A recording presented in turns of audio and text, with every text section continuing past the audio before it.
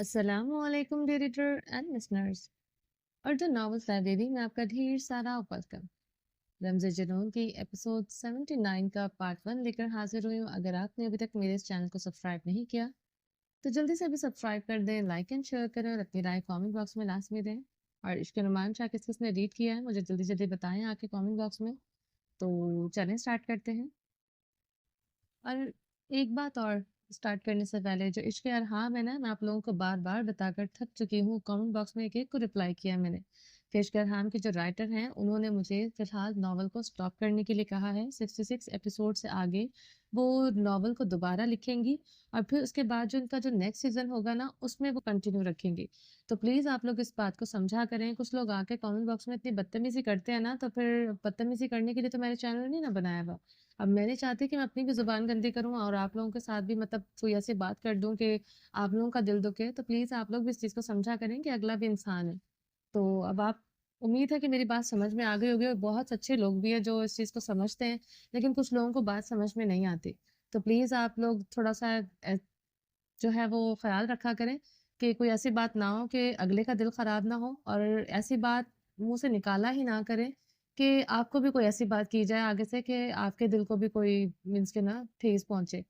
تو پلیز آپ اس چیز کو سمجھا کریں کہ ہم بھی مجبور ہوتے ہیں، ہم بھی انسان ہیں یار۔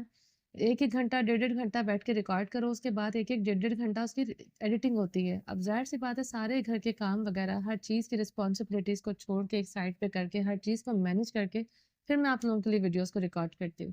میرے بس میں ہوتا ہے میں ایک کرتی ہوں، میرے بس میں ہوتا ہے میں دو کرتی ہوں، ٹھیک ہے؟ تو یہ میری جو ہے وہ مصروفیات کے اوپر ڈیپینڈ کرتا ہے کہ میں کتنے ناولس اور کس طرح ریڈ کرتی ہوں۔ تو امید ہے کہ اب مجھے پتا ہے کہ آپ لوگوں کو جو ہے کافی لوگوں کو میری باتیں بہت بری لگی ہوں گی، اور بہت سے لوگوں کو جو ہے وہ میرے الفاظ وغیرہ جو ہے وہ بہت، جن کا میں نے چناؤ کیا ہے وہ بہت زیادہ برے لگے ہوں گے۔ تو اس کے لیے معذرت ہے، لیکن مجھے یہ بات کرنی ضروری سمجھی تھی، تو ٹھیک ہے۔ چلیں جی، کوئی بات بری لگی ہو تو بہت بہت معذرت ہے، لیکن پلیز آپ لوگ سمجھنے کی کوشش کیا کریں کہ اگلا بندہ بھی انسان ہے۔ چلیں اسٹارٹ کرتے ہیں۔ رمز جنون ایپیسوڈ 79 کا پارٹ 1۔ حاکم خانزادہ کے قدم نامحسوس انداز میں پیچھے کی جانب بڑھنے لگے۔ زبش بہتے آنسوؤں اور ہچکولے لیتے وجود کے ساتھ حاکم خانزادہ کی طرف بڑھ رہی تھی۔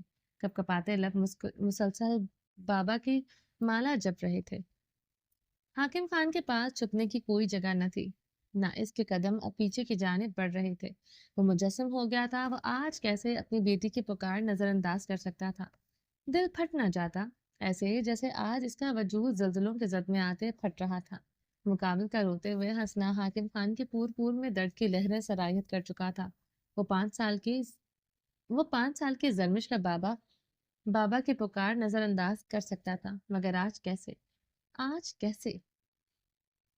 آج کیسے وہ اس کی پکار اگنور کر کے بے حسی سے آگے بڑھ جائے؟ دل پہلو سے نکل جاتا اگر وہ ایسا کرتا۔ حاکم خان نے اپنا مضبوط ہاتھ اپنے کمزور دل پر رکھا، جہاں روز کی طرح عجب سا درد ہونے لگا تھا، ویسا ہی درد جو اس کے دل کو کسی آکٹوپس کی طرح جکڑے ہوئے تھا۔ لمحہ بلمحہ اس درد کی شدت بڑھتی جاتی تھی۔ بظاہر نظر آنے والا عالیشان سحر انگیز مرد اندر سے کتنا دل گرفتہ تھا یہ آج تک کوئی نہ جان سکا تھا۔ سرخ و سفید رنگت، تیکھے مغرور اور نقوش سیاہ بال جس کی قلمیں اب سرمئی رنگ کی تھی، سیاہ رنگ جو اس کی شخصیت کا خاصا تھا، پہن لیتا تو لگتا رات کے شانہ بشانہ چلتی ہو۔ بڑھتے وقت نے بظاہر کوئی خاص فرق نہ ڈالا تھا، مگر اندر سے وہ ٹوٹا بکھرا تھا۔ ہر روز رات کو دل میں اتنی شدت سے درد ہوتا، وہ اپنے دل پر ہاتھ رکھے راکنگ چیئر پر جھولتا رہتا۔ دقت تو یہ تھی کہ اس درد دل کی نہ دوا تھی نہ دعا۔ اس درد دل کا علاج وہ سرمئی گہری آنکھیں تھی جسے وہ برسوں پہلے کھو چکا تھا۔ مگر اس عالیشان مرد کے چہرے پر بظاہر وہی پرانا غرور، وہی بلا کا سکون اور بے نیازی چھائی رہتی تھی۔ کبھی اپنے دل کے درد اور ان آنسوؤں تک کسی کو رسائی نہ دی تھی۔ حاکم خان کی نم نگاہیں مقابل کی سرمئی آنکھوں پر تھی۔ بہت سی وجوہات تھی سامنے سے آتے نازک وجود سے بھاگنے کی۔ ایک وجہ تو یہی آنکھیں تھی جو آج بھی اسے گہرا درد دے گئی تھی۔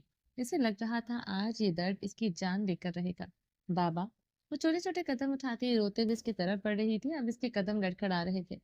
ان سرمئی آنکھوں میں خوف چھانے لگا تھا، دھتکارے جانے کا خوف۔ وہ انسان کے لیے وہ انسان جس کے لیے ساری عمر تڑپتی رہی، کہیں آج پھر وہ اسے چھوڑ کر نہ چلا جائے۔ وہ رک گئی تھی، دل خوف سے دھڑکنے لگا تھا جیسے رات سے دھڑک رہا تھا عجب سا جان لیوا درد، جہاں جس کی جان نکالنے کے در پہ تھا۔ ایسا درد تو ساحر خان کی موت پر بھی نہیں ہوا تھا، مگر رات سے بھی جان لیوا درد دل میں اٹھ رہا تھا۔ وہ مر رہی تھی۔ اگر سامنے کھڑے مرد نے اسے اپنے سینے سے نہ لگایا تھا تو اسے یقین تھا کہ آج اس کی دھڑکنیں رک جائیں گی، اور سامنے کھڑے مرد کو لگ رہا تھا کہ اگر آج وہ اس کے سینے سے لگ گئی تو اس کی دھڑکنیں رک جائیں گی۔ موت کی خواہش تو دونوں ہی شدت سے رکھتے تھے، اور آج وہ دونوں ہی اپنی اپنی موت کے آگے آن کھڑے ہوئے تھے۔ فاصلہ اکثر 2 فٹ کی دوری پر محیط تھا۔ دونوں نے اپنے اپنے دل پر ہاتھ رکھا تھا۔ زرمش کے لبوں سے دلسوز ہچکی برآمد ہوئی تھی۔ حاکم خان کی پرکشش سیاہ آنکھوں سے اشک روا ہوئے تھے۔ بابا! اس کے لب بے آواز کپکپائے تھے، اور وہ چاہتے ہوئے بھی اس کا نام نہ لے سکا تھا۔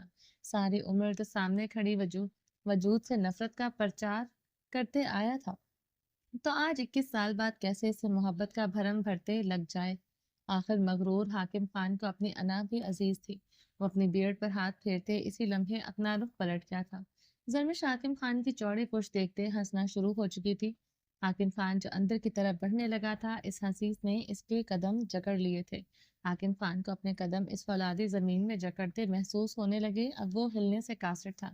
بابا! اس کی پکار جیسے پگھلا ہوا سیسا تھی جو حاکم خان کی سماعتوں میں اتری تھی۔ بابا!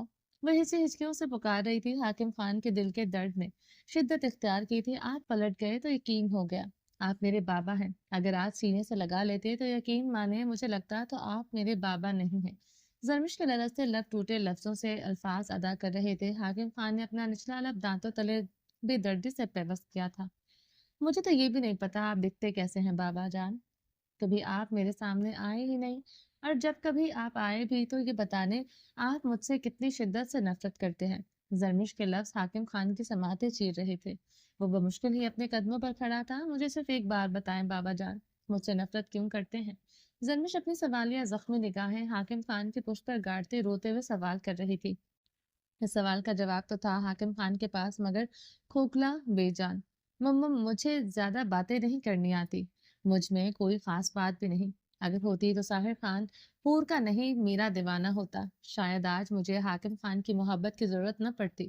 وہ شدت گریان سے رو رہی تھی۔ حاکم خان کے دانت اتنی سختی سے اس کے ہونٹ میں پیوست ہوئے تھے کہ خون کی چمکتی بوندیں ہونٹوں پر آن ٹھہری تھی۔ مجھے لگتا ہے اللہ نے کبھی چاہا ہی نہیں ایک بیٹی کے دل سے اس کے باپ کے لیے تڑپ کبھی کم ہو سکے، اس لیے اللہ نے میرے دل میں کسی اور مرد کی محبت کا خانہ بھرا ہی نہیں۔ جسے بھی چاہتی ہوں وہ چھوڑ کر چلا جاتا ہے۔ زرمش کی کرب میں ڈوبی ہچکی نے حاکم خان کے دل کو مٹھی میں جکڑا۔ میں بھی خود سے لڑتی ہوں۔ بچپن سے کمرے میں تنہا سوتے آپ سے نفرت کا اظہار کرتی تھی۔ میں نے کبھی یہ نہیں کہا آئی لو یو بابا، میں نے ہمیشہ کہا آئی ہیٹ یو بابا۔ اس کی ہچکیاں بڑھنے لگیں۔ حاکم خان کے گال پر بہتے آنسوؤں کی رفتار میں اضافہ ہونے لگا۔ مگر سچ تو یہ نہیں تھا ہے بابا، وہ پرسوز سرگوشی کر گئی۔ سچ تو یہ نہیں بابا، وہ اب دبی آواز میں چیخی تھی۔ نفرت نفرت کا راگ الاپنے سے دل اس انسان سے نفرت نہیں کرنے لگ جاتا، بلکہ جو انسان نہ ملے دل اسے ہی چاہتا ہے۔ وہ دل پر ہاتھ رکھ کے ہذیانی چیخے۔ حاکم خان اس کی چیخوں پر بھی پلٹنے کی ہمت نہ کر سکا تھا۔ وہ اپنے بال مٹھیوں میں سختی سے جکڑ چکی تھی۔ جو انسان نہ ملے دل اسی کو چاہتا ہے۔ کیوں بابا جان؟ آخر کیوں مجھے آپ سے نفرت نہ ہو سکی؟ اس نے تڑپتے ہوئے سوال کیا۔ حاکم خان کی سیاہ آنکھیں سرخ ہونے لگی تھی۔ میں نفرت کرنا چاہتی ہوں آپ سے اور اس سے بھی، مگر کیوں نفرت نہیں کر پا رہی؟ وہ شدت گریا سے رو رہی تھی۔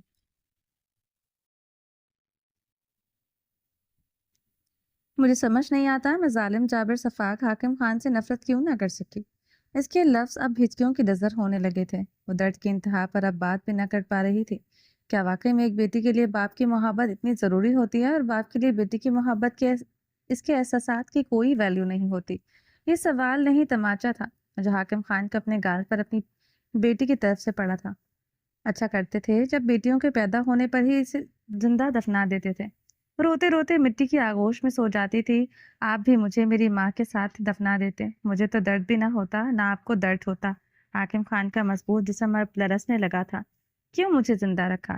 اگر ایسے ہی زندگی دینی تھی جب میں آپ کے لیے ہونے نہ ہونے کے برابر تھی، کیوں مجھے زندہ رہنے دیا؟ وہ روتے ہوئے سوال کر رہی تھی۔ کیوں؟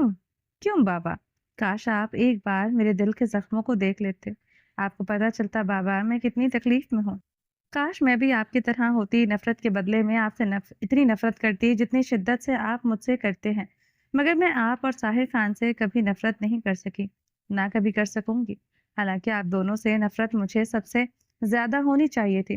وہ پھوٹ پھوٹ کر روتی جا رہی تھی۔ آپ دونوں کی محبت نے مجھے صرف رسوائی ٹھکرائے جانے کی اذیت نارسائیکا کر دیا ہے۔ اور وہ ہذیانی ہوتے کپکپاتے لبوں سے بولتی جا رہی تھی، ساحر خان کی محبت مجھے رسوا کر گئی، اس کی محبت بھی مجھے رسوا کر گئی۔ ساحر خان کی محبت نے ہمیشہ مجھ سے چھینا، اب پھر سے میرا سب کچھ چھین لیا۔ بہت درد ہو رہا ہے، لگ رہا ہے سب کچھ ختم ہو گیا، اب کبھی دل کی دھڑکن دھڑکیں گی نہیں۔ پتہ نہیں کیا ہو رہا ہے، شدت سے درد ہو رہا ہے، درد کی وجہ بھی سمجھ نہیں آ رہی۔ لگ رہا تھا مر جاؤں گی، اس لیے آپ کے پاس چلی آئی، مگر ظالم صفاق حاکم خان کے پاس میرے لیے کچھ نہیں۔ زرمش ٹوٹے لفظوں سے بولتے، اپنے بہتے آنسو اپنی ہتھیلیوں سے صاف کرتے تیزی سے گیٹ کی طرف بڑھنے لگی۔ حاکم خان اس کے قدموں کی چاپ سنتے حیران ہوا تھا۔ وہ اس کے اور زرمش کے درمیان صرف 2 فٹ کی دوری تھی، پھر اس کے قدموں کی دمک بڑھتی کیوں جا رہی تھی۔ حاکم خان نے جلدی سے پلٹا تھا، وہ بھاگتے ہوئے گیٹ کی طرف بڑھ رہی تھی۔ حاکم خان بدحواس ہوا تھا، برسوں پہلے رائنا چھوڑ کر چلی گئی تھی، بہت درد ہوا تھا، اتنا کہ آج بھی وہ اس درد میں جیتا آ رہا تھا، مگر آج لگ رہا تھا اس کا وجود ٹکڑوں میں تقسیم ہو کر کسی پتنگے کی مانند بکھر جائے گا اگر اسے کھو دیا۔ وہ پاگلوں کی طرح اس کے پیچھے بھاگنے لگا، کندھوں پر پڑی شال اس کے قدموں کے نیچے آئی تھی، وہ بری طرح لڑکھڑاتے منہ کے بل گرا تھا، جیسے برسوں پہلے رائنا تک پہنچتے پہنچتے لڑکھڑا کر منہ کے بل گر گیا تھا۔ آج بھی گر گیا تھا، پیشانی پر زخم آیا تھا، خون بہنے لگا تھا۔ وہ تیزی سے اٹھا، برسوں پہلے رائنا خان کو کھویا تھا، آج اسے نہیں کھو سکتا تھا۔ وہ روتے ہوئے بھاگتے ہوئے گیٹ سے نکل گئی تھی، گاڑی میں نہیں بیٹھی تھی، آس پاس گارڈز مستعدی سے کھڑے تھے، وہ فیصلہ نہیں کر پا رہے تھے وہ زرمش کے پیچھے جائیں یا نہیں۔ حاکم خان لڑکھڑاتے قدموں سے گیٹ عبور کر گیا، وہ گیٹ کے سامنے جاتی والی سڑک بھاگتے ہوئے عبور کر گئی تھی۔ حاکم خان کے قدموں میں تیزی آئی تھی، وہ وہاں کیوں جا رہی تھی آخر؟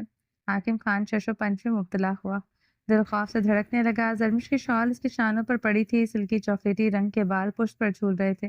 وہ ہچکولوں لیتے وجود کے ساتھ اب ایک سڑک کی ڈھلوان پر چڑھتے پہاڑ پر چڑھنے لگی۔ حاکم خان کے قدموں میں مزید روانی آئی تھی، وہ پہاڑ کی کٹھن کٹھنائیوں پر چڑھنے لگی، اونچے نیچے راستے، اطراف میں گہری کھائیاں، وہ روتے گرتے پہاڑ کے اونچے نیچے راستوں پر چڑھ رہی تھی۔ حاکم خان کے لب اسے پکارنا چاہتے تھے مگر پکار نہ سکے تھے، آج تک تو اسے اس کے نام سے پکارنا تھا، آج کیسے وہ آواز نکلتی؟ زرمش اونچائی پر چڑھتے گھٹنوں کے بل گری تھی، گھٹنے چھل گئے تھے بابا، وہ گرتے ہوئے چیخی تھی۔ حاکم خان مجمد ہوا تھا، برف کے سل کی طرح زرمش کے گرنے پر اسے پکارا تھا جس نے کبھی اس کی پکار نہیں سنی تھی، یعنی وہ ہر چوٹ ہر تکلیف میں اسے پکارتی تھی۔ وہ کیسا بدنصیب انسان ٹھہرا تھا جو اس کی پکار نہ سن سکا تھا، اس کی فریاد آہیں نہ سن سکا تھا۔ تبھی تو وہ بے سکون تھا، زندہ ہو کر بھی مردہ تھا، کیونکہ اس نازک وجود کی آہیں عرش سے ٹکراتی تھی۔ وہ تو عرش کا مالک کیسے اس کے درد کو کم کرتا؟ 4 قبروں کا بوجھ کم تھا اس پر، جو آج اپنی بیٹی کے درد کا بوجھ بھی اس کے کندھوں پر آن ٹھہرا تھا۔ وہ سچ میں بدنصیب تھا، اس کے لب ابھی بھی اپنی بیٹی کی پکار پر جی بیٹا نہ کہہ سکے تھے، سگار سے سیاہی مائل ہوتے لب صرف کپکپا رہے تھے۔ وہ بہت کوشش کے باوجود بھی اسے پکار نہ سکا تھا، وہ پکارنا چاہتا تھا مگر پکار نہ پا رہا تھا، جیسے ساری عمر ایک انسان گناہوں میں لتھڑا رہے، ساری عمر خدا کے وجود سے انکاری رہے، تو عین موت کے وقت کیسے اس کے لبوں سے کلمہ جاری ہو سکتا ہے؟ وہ بھی آج اسی دوراہے پر کھڑا تھا۔ زرمش اپنے آنسو صاف کرتے پتھریلی زمین سے اٹھتی ہچکیاں بھرتے آسمان کی طرف دیکھنے لگی، یہی تو کرتی آئی تھی، ہر چوٹ ہر تکلیف پر خاموشی سے آسمان کی طرف دیکھتی تھی۔ حاکم خان اس کے آسمان کی طرف دیکھنے سے ڈر گیا تھا، شدت سے ڈر گیا تھا، آج بھی وہ خود غرض ظالم مرد اپنے ظلم کا سوچتے ڈر گیا تھا، اس خالق حقیقی سے ڈر گیا تھا جس کے پاس ہمیشہ کے لیے جانا تھا۔ وہ تو رائنا خان سے نظریں نہیں ملا سکتا تھا، وہ تو زرمش سے کیسے نظریں ملا پاتا؟ کتنا درد، کتنا بوجھ اس کے ناتواں وجود پر آن ٹھہرا تھا۔ وہ دل پر ہاتھ رکھے زرمش کو دیکھ رہا تھا، وہ پھر سے بھاگنے لگی تھی، حاکم خان بھی بھاگنے لگا، پیشانی پر بکھرے بال جن کی رنگت لمحوں میں جیسے سرمئی ہونے لگی تھی، ڈھلتی عمر اب اس کے جھکے کندھوں میں نظر آنے لگی تھی، آنکھیں سرخ طلسماتی نقوش خوف میں جکڑے ہوئے تھے، وہ بے بسی کی ایسی تفسیر نظر آ رہا تھا جس پر سوائے رحم ہی کھایا جا سکتا تھا۔ یہ کیا کر دیا تھا؟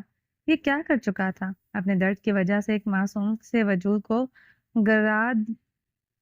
گردانتے آیا جو اس سے شدت سے محبت کرتی تھی۔ آگاہی شعور کا یہ لمحہ کافی تکلیف دہ تھا کیونکہ وہ پانچ لوگوں کا قاتل نہیں 6 لوگوں کا قاتل ٹھہرا تھا۔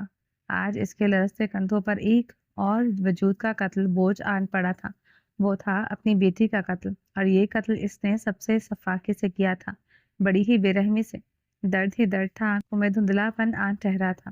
پتہ نہیں آنسوؤں کی دھندلاہٹ تھی یا عمر کی دیوار، وہ یکدم 50 سے اوپر کا نظر آنے لگا تھا۔ زرمش اس کے سیاہی مائل لب کپ کپائے، مگر آواز پھر سے حلق میں دب گئی۔ حاکم خان دل پر ہاتھ رکھ کے بھاگنے لگا۔ وہ اتنی تیزی سے بھاگنے لگا جتنی تیزی سے بھاگ سکتا تھا۔ زرمش پہاڑ کی سب سے اونچی چوٹی کی طرف بڑھ رہی تھی۔ وہ کیا کرنے لگی تھی؟ وہ کیا کرنے والی تھی؟ حاکم خان کا دل پسلیوں سے ٹکرانے لگا تھا۔ پیشانی پر پسینے کے قطرے چمکنے لگے تھے۔ وہ پہاڑ کی اونچی چوٹی پر کھڑے لرزتے ہوئے نیچے کھائی کی طرف دیکھ رہی تھی۔ وہ بہت گہری تھی، بے حد گہری۔ وہ کانپتے ہوئے اس کھائی کو دیکھ رہی تھی۔ شاید یہی اس کے غموں کا علاج تھا، دل کے بے رحم درد کا علاج۔ آخر کیوں آج یہ درد اتنی شدت سے ہو رہا تھا، اتنا جان لیوا کہ خود کی جان ہی لینی پڑ جائے؟ وہ تو زرمش خان یہ تھا کہ اس دردناک زندگی کا سفر ایک حرام موت۔ وہ خود سے بولتے رونے لگی تھی۔ ظاہر نہیں رہا بابا بھی نہیں۔ اس کے دل نے پرسوز ہچکی لی۔ دل میں ایک بار وہی درد سرایت کرنے لگا جو رات سے اس کے دل میں ناسور کی طرح بڑھتا جا رہا تھا۔ کاش مرنے سے پہلے ایک بار، صرف ایک بار بابا سینے سے لگا لیتے۔ وہ روتے ہوئے آسمان کی طرف دیکھنے لگی۔ یہ خواہش کا اتنی بڑی تھی کہ پوری نہ ہو سکتی۔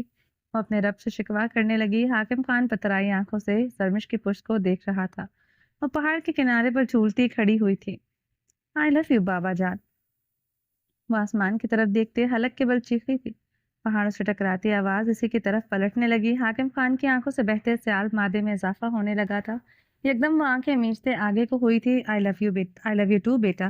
پہاڑوں سے گونجتی آواز زرمش کی سماعتوں سے ٹکرائی تھی۔ وہ مجمد ہوئی تھی، دل دھڑکنا بند ہوا تھا۔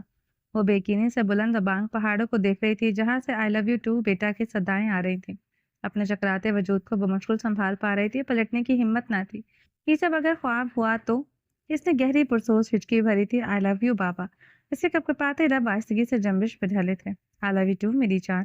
اب کی بار پہاڑوں سے یہ صدائیں گونجنے لگی تھی۔ وہ شدت کے ریاض سے روتے جا رہی تھی۔ آئی لو یو زرمش۔ پہاڑ پھر سے گونج اٹھے تھے۔ زرمش ہسیانی رونے لگی تھی۔ اس نے کپکپاتے ہوئے رخ پلٹا۔ اس کے سامنے حاکم خان کھڑا تھا۔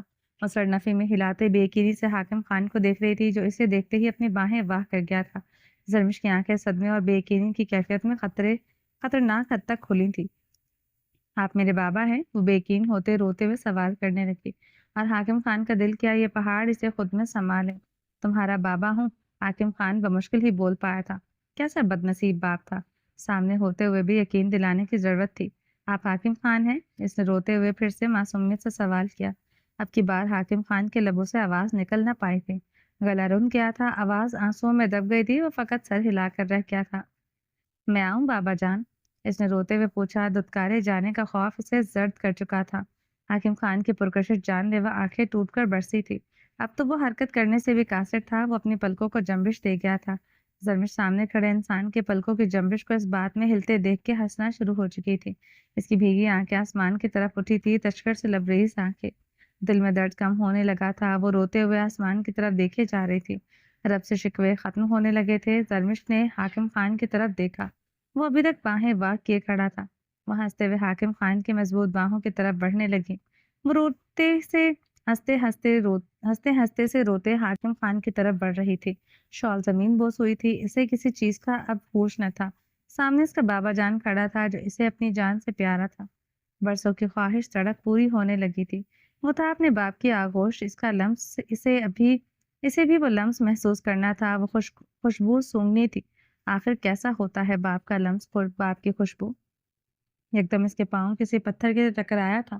وہ بری طرح لڑکھڑائی تھی۔ اس کے لبوں سے پھر سے بابا نکلا تھا، مگر اس بار وہ گر نہ سکی تھی۔ اس سے پہلے ہی وہ مضبوط ہاتھ اسے تھام چکے تھے، اس کے بازو کو 2 ہاتھ جکڑتے اسے گرنے سے بچا چکے تھے۔ وہ بے یقینی سے ان سیاہ آنکھوں کو دیکھ رہی تھی۔ فاصلہ تو نہ اب کچھ نہ تھا۔ ایک دوسرے کی پرتپش سانسیں ایک دوسرے کے نقوش پر بکھر رہی تھیں۔ کتنی خواہش تھی ان آنکھوں کو قریب سے دیکھنے کی، یہ آنکھیں کتنی خوبصورت تھیں۔ زرمش کی کپکپاتی انگلیاں حاکم خان کی آنکھوں پر آن ٹھہر گئی تھی۔ وہ اس وقت 21 سال کی زرمش نہیں، 5 سال کی چھوٹی سی بچی تھی جو اپنے باپ کے ایک ایک نقش کو چھو کر دیکھنا چاہتی تھی، اسے چومنا چاہتی تھی۔ وہ بے یقینی سے حاکم خان کے ایک ایک نقش کو چھو رہی تھی۔ حاکم خان روتا ہی جا رہا تھا، اب آنسوؤں کے سوا کیا ہی اس کے پاس تھا۔ اتنی محبت کرنے والی بیٹی سے خود کو بچاتا رہا تھا۔ بیٹے نے مقابل کی وجہ سے چھوڑ دیا، ضد انا میں سے چھوڑ دیا تھا، اور بیٹی جسے کبھی اپنے ہونے کا مان تک نہ دیا تھا، وہ تو دیوانگی سے اس سے محبت کرتی تھی۔ وہ اپنی ماں کی پرچھائی ہوتے ہوئے بھی اس جیسی نہ تھی۔ رائنا نے تو کبھی اس سے محبت نہ کی تھی، مگر رائنا خان کی بیٹی اس کی محبت کی نشانی اس سے بے تحاشا محبت کرتی تھی۔ حاکم خان آنسوؤں کی دھندلاہٹ میں اسے دیکھ رہا تھا، ویسے ہی اس سے نفرت کرتا آیا تھا۔ وہ تو رائنا خان جیسی نہ تھی، اس کی ایک صدا پر پلٹ آئی تھی، مگر رائنا خان نہیں پلٹی تھی۔ موت کو گلے لگا لیا تھا۔ حاکم خان کے لبوں سے آہ بلند ہوئی تھی۔ دل کے خالی پن نے پھر سے برباد کیا تھا۔ کیا دے سکتا ہے اب اس معصوم وجود کو؟ وہ تو خود پتھر تھا۔ دل میں دھڑکنے نہیں، رائنا خان کا دیا ہوا درد رہتا تھا۔ وہ بے یقینی سے حاکم خان کی ایک ایک نقش کو انگلیوں سے چھوتی جا رہی تھی۔ وہ بے یقین تھی، ابھی بھی بے یقین تھی۔ بابا، زرمش نے روتے ہوئے ہچکی لی، اسے جیسا یقین تھا وہ ابھی بھی اسے دھتکار کر چلا جائے گا۔ وہ خوف سے حاکم خان کے سینے سے نہ لپٹ سکی تھی۔ وہ خوفزدہ نگاہوں سے اب حاکم خان کو دیکھ رہی تھی۔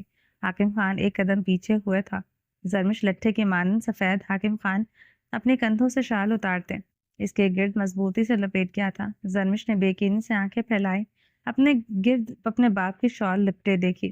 زرمش نے گلابی آنکھوں سے حاکم خان کو دیکھا، وہ اس طرف پڑتے اس کی کلائی نرمی سے جکڑ گیا تھا۔ زرمش کی بے یقین نگاہیں اپنے کلائی پر اس مضبوط ہاتھ کی گرفت پر آن ٹھہری تھی۔ چلو حویلی چلو، حاکم خان نرمی سے بولتے ان پہاڑوں کے کٹھن راستے سے نیچے اترنے لگا۔ وہ حاکم خان کی پشت کو بے یقینی سے دیکھتے ان کٹھن راستوں سے نیچے اترنے لگی۔ حاکم خان خاموشی سے نیچے اتر رہا تھا۔ راستہ کٹھن تھا، زرمش کی کلائی پر گرفت مضبوط تھی۔ کون سی حویلی؟ زرمش کے آنسو سے بھیگے سوال پر حاکم خان کے مضبوط قدم رکے تھے۔ اپنی حویلی، حاکم خان نے بنا پلٹے کہا۔ لالا کی حویلی؟ زرمش شدت سے رونا شروع ہو چکی تھی۔ ملنے کے لمحات آخر مختصر کیوں ہوتے ہیں؟ یہ صدیوں پر محیط کیوں نہیں ہوتے؟ اس کا دل کرلاتے سوال کر رہا تھا۔ اپنے بابا کی حویلی، حاکم خان کے لفظوں پر وہ بے یقینی سے چکرائی تھی۔ وہ بے آواز رونے لگی۔ حاکم خان اس کی خاموشی آنسوؤں کی آواز سنتے اس کی کلائی پر گرفت مضبوط کرتے نیچے کی طرف اترنے لگا تھا۔ زرمش اپنے آنسو صاف کرتے حاکم خان کے قدموں کا ساتھ دینے لگی۔ راستہ کٹھن تھا، مگر سامنے والے کی گرفت بے حد مضبوط تھی۔ اب وہ اپنے اونچے نیچے راستوں پر لڑکھڑا نہیں سکتی تھی۔ وہ مضبوطی سے اپنے قدم رکھنے لگی۔ اس کے لڑکھڑانے پر حاکم خان کو ذک پہنچے یہ اسے گوارا نہ تھا۔ اسے اتنا کٹھنائیوں پر مضبوطی سے قدم رکھنے ہی تھے۔ سیڑھیاں اترتے زنیشا کے قدم مجمد ہوئے تھے۔ وہ اس وقت پلم کلر کے بے حد اسٹائلش سی ویلوٹ کی ڈریس میں ملبوس تھی۔ لانگ شرٹ جس کے چاکس پر ایمبرائڈری ہوئی تھی، نیچے اسٹائلش سا کھلا ٹراؤزر، سر پر اس نے پلم کلر کا چنری دوپٹہ لیا ہوا تھا جو بہت اسٹائل سے کھلے بالوں پر لیا ہوا تھا، جس سے نہ سینہ ڈھکا تھا نہ بال۔ لبوں پر وہ بے حد تیز رنگ کی میرون لپسٹک لگائے ہوئے تھی۔ وہ بے ساختہ خوبصورت لگ رہی تھی۔ اس کی شرابی گہری آنکھیں خطرناک حد تک کھلنے کی وجہ سے زرق خانزادہ کا کسی لڑکی کو اپنے سینے سے لگائے کھڑے ہونا تھا۔ وہ اس لڑکی کو نہ صرف سینے سے لگائے کھڑا تھا بلکہ بار بار اس کے سر کو چوم رہا تھا۔ وہ لڑکی اس کے سینے سے لگی مسلسل اس سے کچھ شکوہ کر رہی تھی۔ وہ مسلسل سوری سوری کر رہا تھا۔ زنیشا شاہ کی سانسیں آگ سے دہک چکی تھی۔ اسے اتنی بری طرح چکر آیا تھا، وہ بری طرح لڑکھڑائی تھی۔ رنگت آگ کی مانند سرخ ہو چکی تھی۔ وہ اپنی مٹھیاں سختی سے دبوچے اپنی خون رنگ ہوتی آنکھیں زرق خانزادہ پر گاڑ گئی تھی۔ اگر اس وقت اس کے ہاتھ میں پسٹل ہوتی تو وہ زرق خانزادہ کے سینے میں اتار دیتی۔ وہ اتنی شدت سے جل اٹھی تھی، وہ کپکپاتے لڑکھڑاتے قدموں سے جلدی سیڑھیاں اترنے لگی۔ زرق خانزادہ کی آنکھوں میں وہ اپنے لمبے ناخن مارنے کا ارادہ رکھتی تھی۔ اس کا سینہ کھنوچنے والی تھی، جس نے کسی دوسری لڑکی کو اپنے سینے سے لگانے کی جرات کی تھی۔ زنیشا بھیگی نگاہوں سے زرق خانزادہ اور اس لڑکی کو دیکھ رہی تھی۔ زنیشا کی آنکھوں سے آنسو بہنے لگے تھے۔ وہ غم و غصے حسد کی کیفیت سے بری طرح لرزنے لگی تھی۔ لالا، مجھ سے بات نہ کرنا کبھی بھی۔ اس لڑکی کی آواز پر زنیشا کے قدم یکدم رکے تھے۔ وہ لڑکی نروٹے انداز میں بولتے زرق خانزادہ کے سینے سے لگ ہوئی تھی۔ میری جنگلی بلی سریک خانزادہ ہنستے ہوئے اس لڑکی کی پیشانی پر اپنے لب رکھ گیا تھا۔ سیاہ فراک میں ملبوس وہ لڑکی جس کے کمر تک آتے سیاہ بال سیاہ رنگ کے تھے، گلاب گالوں پر صرف ایک چمکتا سیاہ تل تھا، نظر اس تل پر جا ٹھہرتی تھی، بے حد تیکھے نقوش سفید رنگت مگر بہت فیر نہ تھی جو اسے یہاں کے لوگوں سے منفرد بناتی تھی۔ شخصیت میں بلا کا اعتماد تھا، سب سے بڑھ کر وہ بے حد مغرور تھی، اسے خود پر بے حد غرور تھا۔ اس کی شخصیت بے حد پرکشش تھی، دیکھنے والے کو خود کی طرف کھینچتی تھی۔ 24 سالہ مرینا خان زرق خانزادہ کو شرر بار نگاہوں سے گھور رہی تھی۔ وہ اپنے لمبے ناخنوں سے زرق خانزادہ کی گردن کو کھرونچ چکی تھی، جس سے اسے متعلق پرواہ نہ تھی۔ نکاح کر لیا، بیوی کو لے آئے، لالا ابھی جھوٹی محبت جتانے کی ضرورت نہیں، اور زرق خانزادہ کو دیکھتے غصے سے گھبرائی تھی۔ اتنا غصہ مرینا کہ ایئرپورٹ سے اکیلی چلی آئی، مجھے بتاتی میں خود لینے آ جاتا۔ زرق خانزادہ نے ہنستے ہوئے اپنی گردن پر چمکتی بوندوں کو انگلیوں سے چنا تھا۔ For God's sake لالا، میں کیا بات کر رہی ہوں؟ آپ کیا بات کر رہے ہیں؟ کیسے آپ کسی بھی لڑکی سے منہ اٹھا کر نکاح کر سکتے ہیں؟ اور کیا بھی کیوں لالا، جب زمر خان جیسی خوبصورت لڑکی اس حویلی میں موجود تھی؟ مرینا خان بھڑکی تھی۔ زنیشا نے بمشکل مرینا خان کے لفظ برداشت کیے تھے۔ مرینا زمر کا نکاح ہو چکا ہے، اس لیے سوچ سمجھ کر بولو، زرق خانزادہ نے اسے تنبیہ کی تھی۔ وہ تو ہونا ہی تھا نکاح، افسوس اتنی خوبصورت لڑکی آپ کے ہاتھوں سے نکل گئی۔ مرینا خان نے غصے سے ہنکار بھرا تھا۔ مجھ جیسی خوبصورت لڑکی زرق خانزادہ کے ہاتھوں میں آ گئی، گھاٹے کا سودا نہیں ہوا، بلکہ زرق خانزادہ خوش قسمت ٹھہرا جس نے زنیشا اشمان شاہ کو پا لیا۔ زنیشا شاہ نحوست سے بولتے مرینا خان کے مقابل آتے زرق خانزادہ کے بازو کو جکڑ گئی تھی۔ مرینا خان نے اوپر سے نیچے زنیشا شاہ کو گہری نگاہوں سے دیکھا تھا۔ زرق خانزادہ نے گھور کر زنیشا کی ڈریسنگ دیکھی تھی، سینے پر دوپٹہ نہ ہونے کے برابر تھا۔ ناٹ بیڈ لالا، زنیشا آلسو بیوٹیفل۔ مرینا خان نے زنیشا شاہ کو دیکھتے واہ کے انداز میں لب سکوڑے تھے۔ بھابھی بولو مرینا، زرق خانزادہ نے اسے ٹوکتے زنیشا کے ہاتھ نرمی سے اپنے بازو سے چھڑوائے تھے۔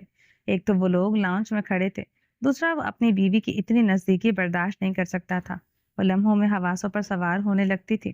زنیشا نے زرق خانزادہ کو بھیگی نگاہوں سے گھور کر دیکھا تھا۔ بہن کو سینے سے لگائے کھڑا تھا، اس کا وجود ذرا سا بھی پاس نہ گوارا تھا۔ بولوں گی، ضرور بولوں گی بھابھی، جس دن بابا مورے انہیں ایکسپٹ کریں گے، میں بھی انہیں تب بھابھی بولوں گی۔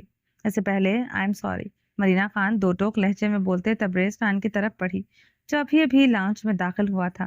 میرا بچہ، میری جان، تبریز خان خوشی سے چہکتے مرینا خان کو اپنے سینے سے لگا چکا تھا۔ آئی لو یو بابا جان۔ مرینا خان تبریز خان کے سینے سے لگے ان کے سینے کو چومتی بولی تھی۔ Love you to my beautiful بچہ۔ تبریز خان مرینا کے سر کو چوم رہا تھا۔ زرق خانزادہ بھی مرینا کی طرف بڑھ گیا تھا، وہ اس کے سر پر ہاتھ رکھ گیا تھا جس سے وہ بار بار بچوں کی طرح منہ بناتے جھٹک رہی تھی۔ زنیشا حیرانگی سے تبریز خان کو دیکھ رہی تھی، وہ اپنی بیٹی کو کیا سچ میں اتنی محبت کرتا تھا یا ڈھکوسلا تھا؟ زنیشا اپنی گردن پر ہاتھ رکھ گئی تھی، اس کی سانسیں اکھڑنے لگی تھی۔ دوسروں سے ان کے ماں باپ چھینتے وہ کیسے اپنے بچوں سے محبت کر سکتا تھا؟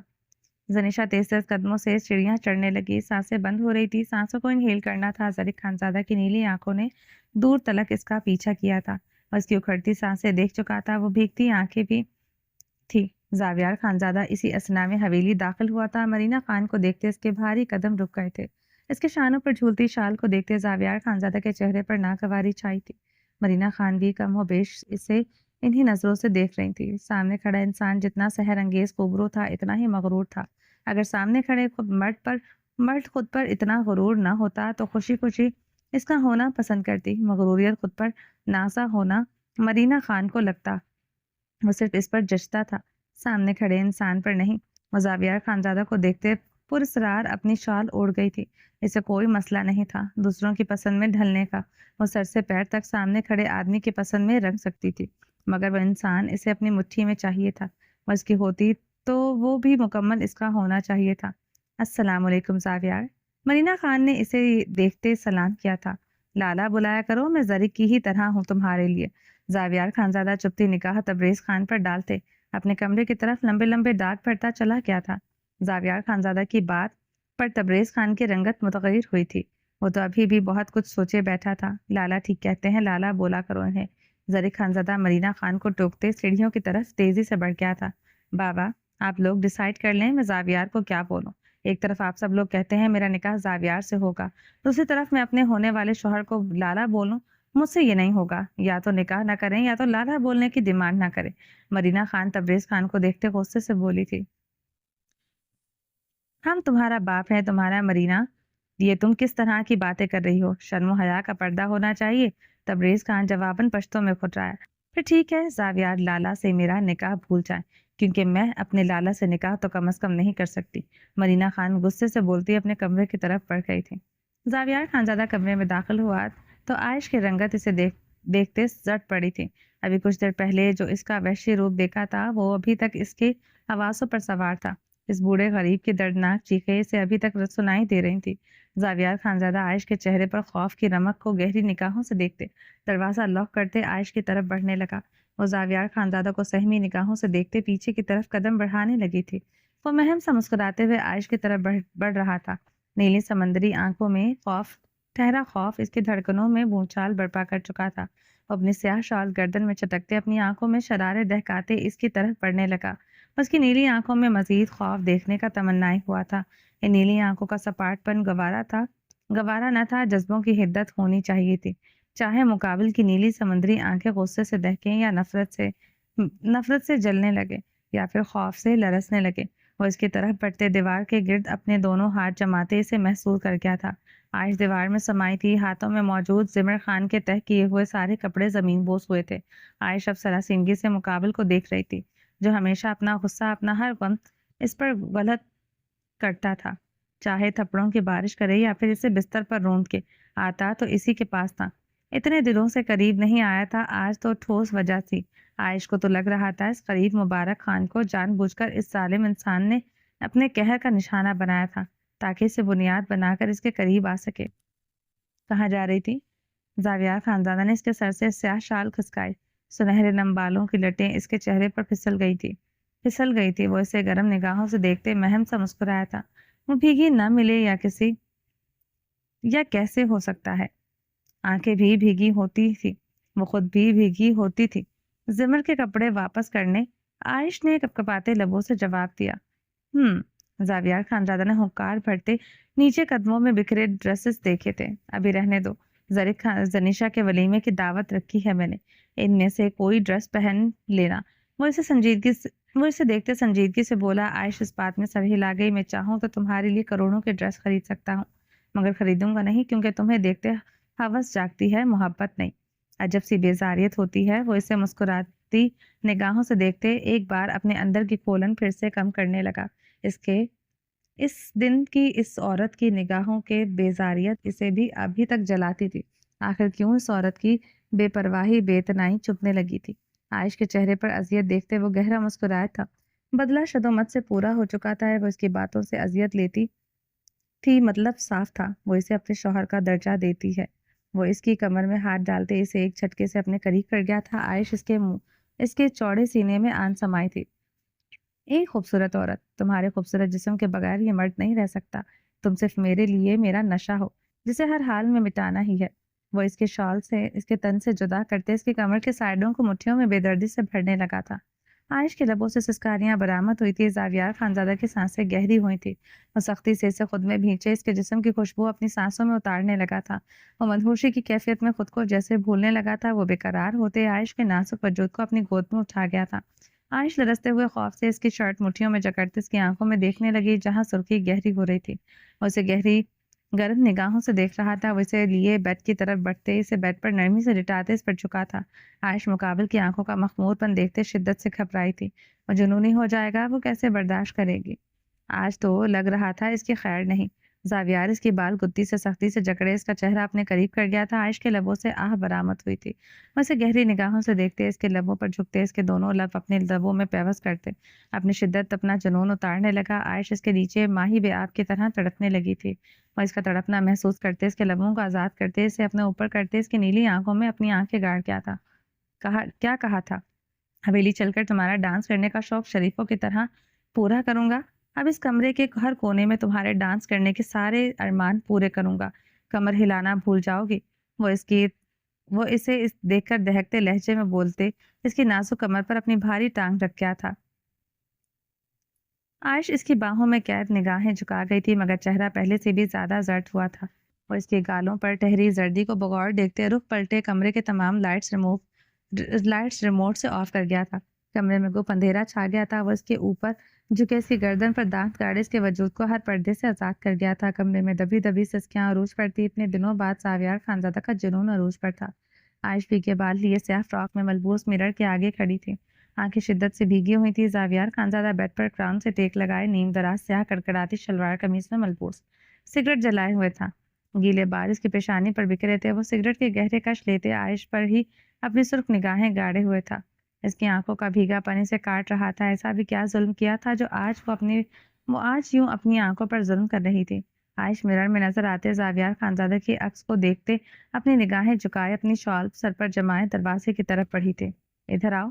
زاویار خانزادہ کی سخت پکار پر وہ لرزی تھی۔ ابھی تو اس نے جان خلاصی کی تھی، پتہ نہیں اب کیا چاہتا تھا۔ عائش اس کی حکمیہ پکار پر پلٹتے ہوئے اس کی طرف بڑھی تھی۔ وہ ہمیشہ کی طرح اس کے قریب آنے پر ہاتھ بڑھا کر اسے اپنی طرف کھینچ چکا تھا۔ وہ اس کے مضبوط باہوں میں قید ہوئی تھی۔ اتنا رونا کس بات کا ہے؟ جب مجھے برداشت نہیں کر سکتی تو پھر مجھ سے ضد کیوں باندھتی ہو؟ زاویار خانزادہ نے بھڑکتے ہوئے سوال کیا۔ کون سی ضد باندھی؟ عائش نے بھیگے لہجے میں سوال کیا۔ ضدی تو تم ہو عائش ملک، اتنا بھی ٹیڑھا نہیں ہوں میں کہ تم سیدھا نہ کر سکو، مگر عائش ملک کو خوار ہونا پسند ہے، مگر جھکنا نہیں۔ وہ اس کے نقوش پر سگریٹ کا دھواں چھوڑتے تنزیہ مسکرایا تھا۔ ظالم سردار زاویار خانزادہ اپنوں کے لیے ظالم نہیں، زرک نے جو کیا آپ نے اسے معاف کر دیا۔ میں نے تو سنا تھا آپ کسی کو معاف نہیں کرتے۔ عائش اس کا سوال نظر انداز کرتے وہ سوال کر گئی جو وہ کب سے کرنا چاہتی تھی۔ عائش کے سوال پر زاویار خانزادہ گہرا مسکرایا تھا۔ معافی چاہیے تمہیں؟ زاویار خانزادہ نے مسکراتے ہوئے سوال کیا تھا۔ نہیں، اپنا مقام چاہیے، عائش نے اس کی آنکھوں میں دیکھتے جواباً سنجیدگی سے کہا۔ کون سا مقام؟ بنی کا چاہیے؟ وہ تو تم ہو میری جان۔ ایک محبت کرنے والا شوہر تمہاری قسمت میں نہیں۔ میں اپنے ان رشتوں پر رحم کھاتا ہوں جو میرے دل میں ہوتے ہیں، افسوس تم میرے دل میں کہیں نہیں۔ وہ مسکراتے ہوئے اس کی نیلی آنکھوں میں دیکھنے لگا۔ عائش ملک اس کی نیلی آنکھوں میں سوگواریت سے کی کیفیت گہری ہوئی تھی۔ اس کی نیلی آنکھوں میں حزن دیکھتے وہ مسکرانا سکا تھا۔ عائش نمسا مسکراتے ہوئے اس کے سینے سے اٹھی گئی۔ وہ اپنی شال اچھی طرح سر پر جماتے کمرے سے نکل گئی، جو جواب بھی نہیں دے کر گئی تھی۔ وہ لب بھینچتے غصے سے سگریٹ ایش ٹرے میں مسل گیا تھا۔ ایٹیٹیوڈ تو عائش ملک میں بھی بھرا پڑا ہے۔ زاویار نے لفظ چباتے دوسرے لمحے ایش ٹرے اٹھا کر دیوار پر دے مارا تھا۔ ڈائننگ روم میں ٹیبل پر بیٹھتے سب ناشتہ کر رہے تھے۔ اس وقت تبریز خان، زاویار خانزادہ، مرینا خان، زمر خان، تبانہ خانم، زرکا خانم موجود تھی۔ زرک سنیشا اوپر کمرے میں تھی۔ وہ بلانے پر بھی ناشتے کے لیے نہیں آئے تھے۔ آریان خان زمینوں کے سلسلے میں حویلی سے باہر تھے۔ مرینا خان کے آنے کی خوشی پر ناشتے پر کافی اہتمام تھا۔ عائش چائے کی چینک پکڑے ڈائننگ روم میں داخل ہوئی تھی۔ اس نے چائے کی کیٹلی ٹیبل کے وسط میں رکھی تھی۔ زاویار خانزادہ کی بظاہر پوری توجہ ناشتہ کی طرف تھی، مگر مرینا خان اس کی گہری نگاہوں کا مرکز اس عورت پر دیکھ چکی تھی۔ ڈائننگ روم سے باہر جاتے ہوئے اس نے اس عورت کو بڑی گہری نگاہوں سے دیکھا تھا۔ مرینا خان نے حیرت سے عائش کو دیکھا تھا۔ وہ اسے ملازمہ تو ہرگز نہ لگی تھی، مگر حویلی کی عورت بھی نہ لگی تھی۔ حویلی کی عورتیں کچن کا کام بھی نہیں کرتی تھی۔ اس کے بدن پر معمولی لباس تھا، مگر خوبصورتی اور بے نیازی شہزادیوں جیسی تھی۔ عائش پھر سے جو اس کا گلاس اٹھائے ڈائننگ روم میں داخل ہوئی تھی۔ سر پر اچھی طرح شال جمائے ہوئے تھی، بال تک چھپے تھے۔ وہ جگ زاویار خانزادہ کے قریب اٹھتے اس کے بے حد قریب کھڑی تھی، اتنی قریب کہ زاویار خانزادہ اس کی خوشبو سونگھ سکتا تھا۔ وہ زاویار خانزادہ کے قریب کھڑے ہوتے اس کے گلاس میں جوس انڈیل رہی تھی۔ مرینا آنکھیں مزید حیرت سے پھیلیں۔ مغرور زاویار خانزادہ عورتوں سے خار کھاتا تھا، وہ تو کسی عورت کو اپنے قریب برداشت نہیں کر سکتا تھا۔ عائش چائے ڈال کر وہ جانے لگی تو زاویار کی پکار پر وہ پھر سے اس کی طرف مڑ گئی تھی۔ مرینا مزید حیرت و استجاب کا شکار ہوئی تھی۔ مغرور زاویار خانزادہ اپنا ہر کام خود کرنا پسند کرتا تھا۔ تھوڑی سی دوری پر پڑی چائے کی کیتلی سے چائے نہیں ڈال سکتا تھا کیا؟ ایسا لگ رہا تھا جیسے وہ چاہتا ہی نہیں تھا وہ عورت اس کے پاس سے ہلے۔ عائش چائے کپ میں ڈال کر ڈائننگ روم کے دروازے کی طرف بڑھ گئی تھی۔ کون ہے یہ؟ مرینا خان کی بلند آواز گونجی تھی۔ ارتضا کے خون کے بدلے میں آئی ہے۔ تبانہ خانم نے ایک نگاہ زرکا خانم کو دیکھتے آہستگی سے جواب دیا۔ بیوی ہے میری عورت، زاویار خانزادہ کی عورت۔ زاویار خانزادہ کی گرج پر ڈائننگ روم میں سکوت چھا گیا تھا۔ مرینا خان بے یقینی سے ذرا کا خانم اور تبریز خان کی طرف دیکھنے لگی. وہ اس کے دیکھنے پر نگاہیں جھکا گئے تھے. مورے یہ سب کیا ہے؟ کیسے کر سکتے ہیں آپ لوگ یہ سب میرے ساتھ ایسے؟ مرینا خان دکھ سے بولتے کرسی دھکیل کر کھڑی ہو گئی تھی. یہ سب مجبوری میں کیا ساویار نے. ذرا خانم نے وضاحت دی. نے کہا مجبوری میں ہوا مگر اب مجبوری نہیں. ساویار چوس کا گلاس اٹھائے گھونٹ پھڑتے کرسی سے ٹیک لگاتے مرینا خان کو مسکراتی نگاہوں سے دیکھنے لگا. مجھے اس سے مطلب نہیں کہ یہ مجبوری میں ہوا ہو یا خوشی میں. مجھے اس بات سے مطلب ہے کہ میں کسی بھی بھٹے ہوئے انسان سے نکاح نہیں کروں گی. کسی کی دوسری بیوی بن کر نہیں رہوں گی. مرینا خان دو ٹوک لہجہ اختیار کرتے ڈائننگ روم سے نکل گئی تھی. خس کم جہاں پاک. ساویار خانزادہ ہاتھ چھاڑتے اپنی شال گردن پہ جھٹکتے سب کو سرد برفیلی نگاہوں سے دیکھتے ڈائننگ روم سے نکل گیا تھا. چلیں جی باقی کا نیکسٹ ایپیسوڈ میں کنٹینیو کریں گے. امید ہے آپ کو یہ ایپیسوڈ پسند آئی ہوگی. چینل کو سبسکرائب نہیں کیا تو جلدی سے ابھی سبسکرائب کر دیں. لائک اینڈ شیئر کریں اور اپنی رائے کامنٹ باکس میں لازمی دیں. اپنا ڈھیر سارا خیال رکھیے گا. دعا میں یاد رکھیے گا. اللہ حافظ.